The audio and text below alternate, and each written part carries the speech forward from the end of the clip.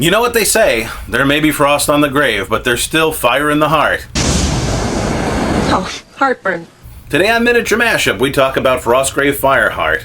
Is it any good? Is it worth your money? Stick around and find out.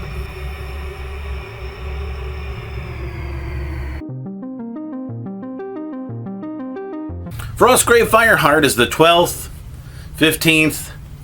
Fireheart is the latest expansion for Frostgrave, the popular skirmish game. This supplement provides new options for golems, referred to in universe as constructs, for your warbands. There are new rules for cybernetic implants, new rules for treacherous and interactive terrain. There are 5 new scenarios which utilize the new terrain rules, and lastly there's some new magic items and monsters, which is a pretty standard inclusion in any Frostgrave supplement. Overall, the production is very nice. Solid binding, glossy pages, and the art is not only excellent, but it actually illustrates the new content provided in the book.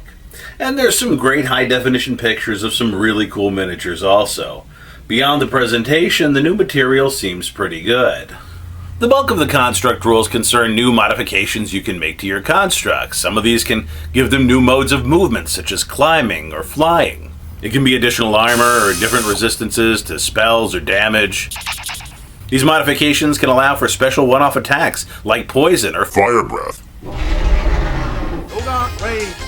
The modifications can be bonuses to certain kinds of attacks or bonuses to attacks against certain kinds of creatures.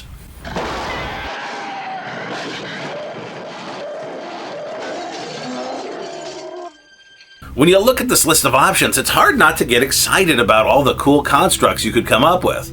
Unfortunately, that's not how this list is meant to be used. For starters, if you want a certain modification to your construct, you have to find the parts for it during a battle in Frostgrave or at a black market. There's no guarantee on either. If you can't get the part, you can't get the modification. On top of that, there's a limit to 1 modification per construct.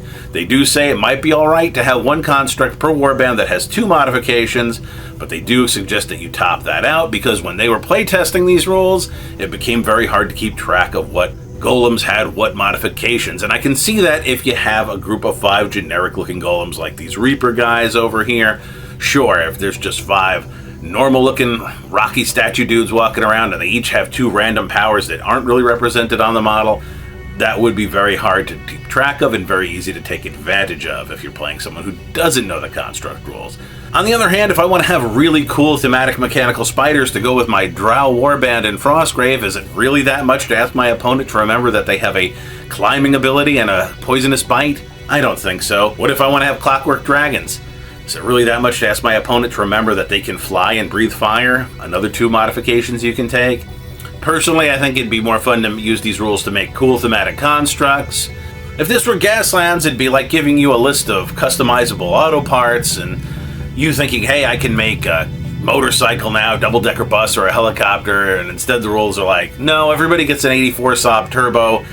If you're lucky, you can strap a harpoon gun to the top of it. I feel very bad about my J.J. McCullough reviews because I feel like I'm always backseat driving and going, well, this is a missed opportunity, and it'd be a little bit cooler if you did it this way. Ultimately, these are your rules. If you want the mechanical spiders and the clockwork dragons at your game table, you can certainly use them, and this game does provide the method for creating them. It just says maybe you shouldn't. Like I said, use your own judgment here. After the construct rules, we get a section about magical prosthetics. Not only can your characters overcome the disability of missing a limb or digits, they can actually get sort of magical superpowers as a result. Things like popping a claw, like Wolverine, having a hidden projectile.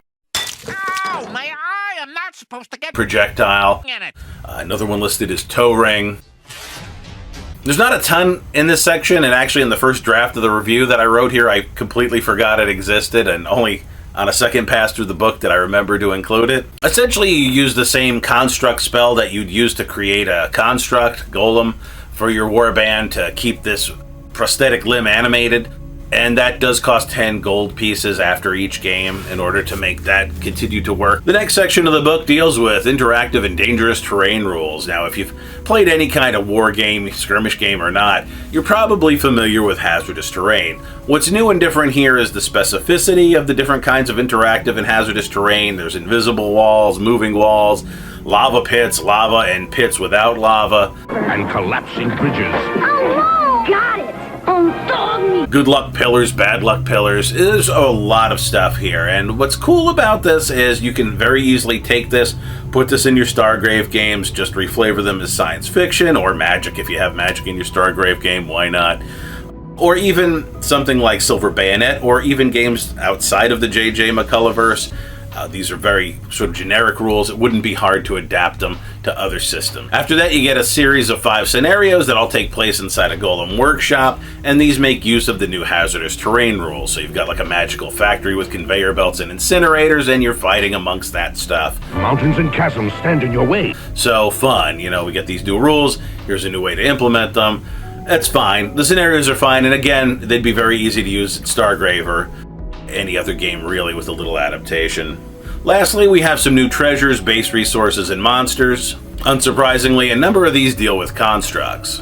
There's also some new rules for swarms, so if you're on the Frostgrave train already, I suggest you pick this one up. There are some good additional rules here. Like I said, there's even some stuff you could implement in Frostgrave, so that makes this book have some more utility. I wonder if an equivalent version of this will come out for Frostgrave, and it does make me wonder if J.J. McCullough is double dipping. Since the rules are similar enough, if you've got special terrain rules, maybe just a book of hazardous terrain for both systems would be a little bit better, something you could include. Any kind of generic rules between the two systems maybe should share a book. Just a thought, just thinking out loud. As always, guys, please like and subscribe. Please consider donating to my GoFundMe campaign. I got a ton of health issues. Description for that is down there below. Smash that like button, hit the bell so you don't miss a video. And as always, thank you for watching.